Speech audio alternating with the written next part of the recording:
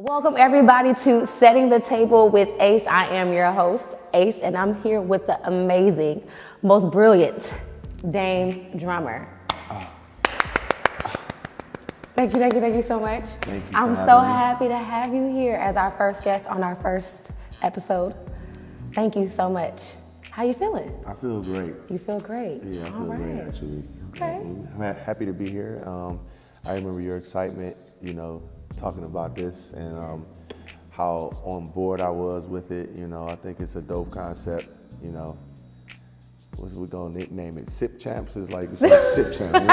We want to just, make sure that when we have our different creatives here at the table, we give you a little something to sip on while we're engaging in conversation. So, Dame, first fact, when I first met you, I thought you were from here. I thought you were from Oakland. I thought you were from the Bay. But tell our audience where you're really from. I'm from Cleveland, Ohio. I've been in the Bay about 10 years now, almost 10 years.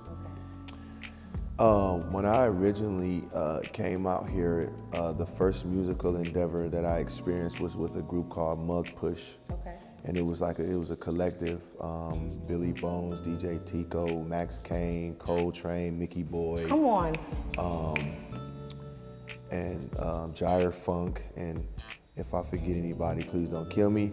But they were like, they had came to Cleveland to pay homage to a drummer that was from Cleveland that they had built with before, and his name was J1. Okay. And so they wanted to come, and J1 was from Cleveland, so they wanted to pay homage to him when he passed away.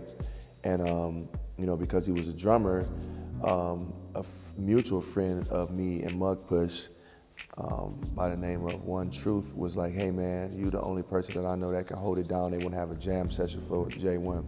Would you do it? And I was like, for sure, because I had met J1 one time, and I let him play on my drums at this open mic that I was playing at before I moved here. And so I was like, for sure. And then after that, those guys was like, man, you should come out to the Bay. You would kill it out here. Come out to the Bay. Thanks. So I went out there on my own dime and hung out with them, and we stumbled upon a gig, and we just built. It was a good chemistry. Let's see, who else? I played with Los Rockers. I've toured with them, played Coachella with them. You've done a lot. Mm-hmm. My first introduction to you was working with Grand National.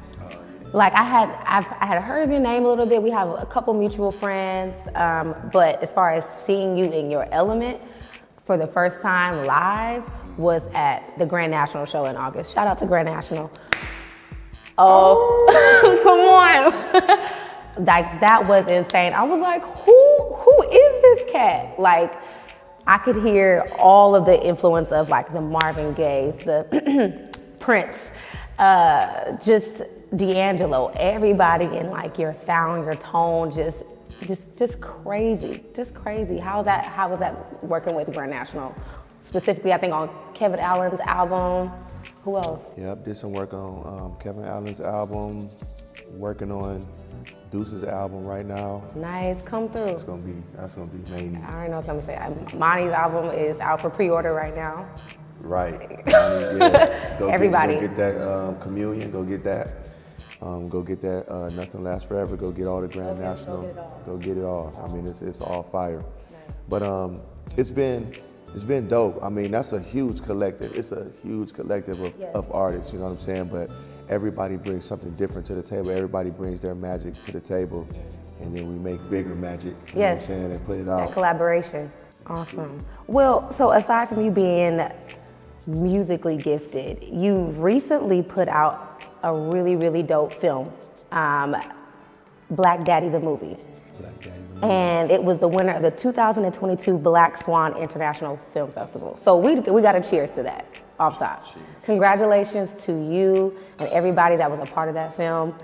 Y'all, let's talk about it. Well, first let me wet my whistle.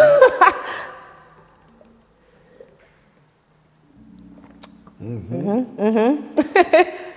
Talk about this wonderful film that we all look forward to seeing very soon. Well, I gotta say, it's not out yet, and the Black Swan was the very first one that I won. Black Daddy is just like, man. What was the inspiration behind the film? Well, to be honest, I went through a separation, right, and it was really hard on me, right, after the fact. So like the first 2 years was like, I was like really trying to figure out my whole purpose again, you know, and then like I just kept like my children were like the constant that I just was like, okay, regardless of what happened, like these children, they need me, and I was like, oh yeah. That's my calling. I'm a father. I made these kids, you know what I'm saying? They look up to me, and they, you know, with no judgment, you know, I'm their hero, you know what I'm saying? Daddy don't do no wrong in their eyes yet. Not yet, so, nah. I'm like, man, you know, I feel like a champion with them, so I'm like, I wanna go out here and make a film, because also we live in a time where we're starting to now, but you know, the narrative is controlled by other people about us, you know what I'm saying, and it has a negative, I feel like, you know, perspective of us, you know, either we're the athlete or we're the buffoon on screen. Mm-hmm. Talk about it. You know what I'm saying? Talk So about it's it. like, shedding a different light on black men, black fathers. Yeah, and I'm like, I'm not about to let y'all talk about black men and that, you know, we're not in our children's lives, or when you look at the youth, it's because the fathers aren't. I'm like, nah, that's not even it.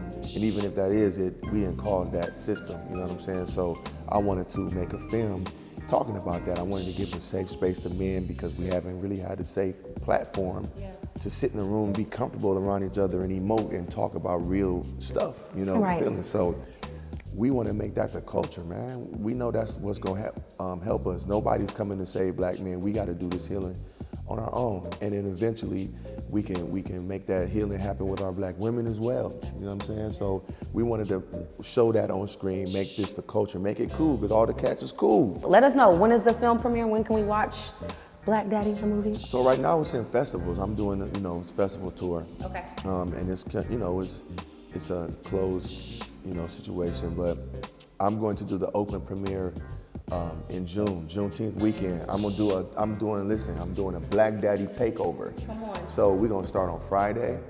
We're gonna do a Q&A over at Battery in the city. Nice, okay. Then we're gonna come here Saturday and have a Black Daddy brunch. You know what I'm saying? Daddies and their kids only.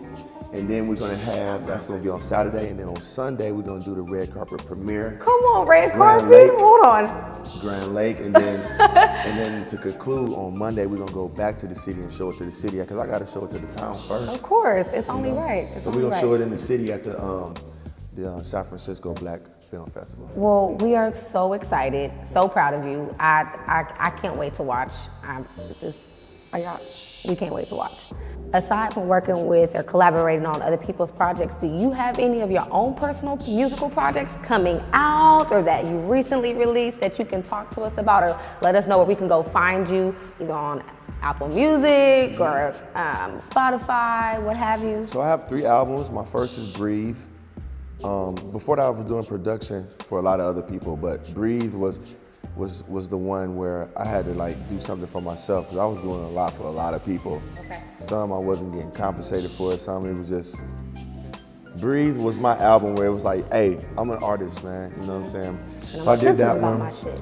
Lovevolution is my love letter to black people, you know what I'm saying? Melanated people. That's still like my favorite, that's like my baby, you know what I'm saying? Until I released this Black Daddy soundtrack. Right. And then the third one is I released that one in 2020. And so those are the 3 that are out there available on all the platforms. Now what's coming next is Black Daddy the Sound. That's the soundtrack for the movie. Yes, okay. And then I have Dreams of the Promised Land. I'm pretty much done with that as well. That's another solo album, all produced by me. So we just got a lot of music coming from you, period. Okay, well, listen, before you go, I told you I was very intentional about my wardrobe today. One thing that I did know about you is that you are a crazy, crazy Prince fan. Hence the shirt. Mm-hmm. Give us 30 seconds of your favorite Prince song. Just, you know, whatever the good Lord lays on your heart. Ooh, let me see. Baby, baby, baby.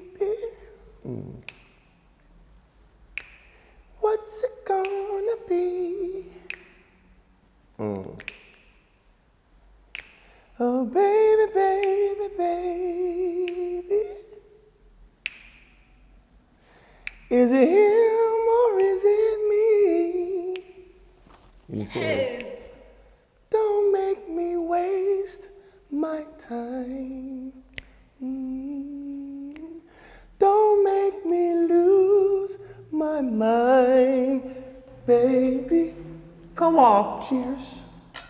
Listen, and on that note, thank you so much for joining us. Thank you for being my very first guest on Setting the Table with Ace, okay? Where the centerpiece of the conversation are our brilliant and beautiful Black creatives here in the Bay Area. Ladies and gentlemen, again, Dame Drummer. Thank you. And we out.